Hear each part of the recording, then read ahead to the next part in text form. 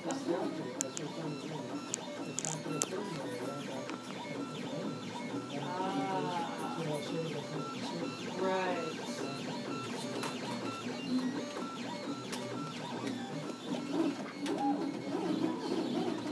What is Makerbot making? Oh, sorry. Oh, I think someone's making an asteroid. An asteroid. Right. It's so bright, it's hard to see. I see like that. So it's kind of I like the sounds. So if you go back over here, scroll up over here.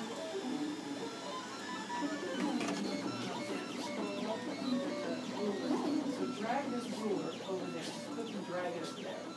And put it like in the far corner. There you go, huh? So now, when you click on something, you can manually go in and change the size of it by doing that. You can click on that number and resize it. Yeah, now you can put a different number in. Learning So about 3D printing at the library. you can make it whatever size you want, so that's millimeters. Tinkercad program on the screen there. Yeah.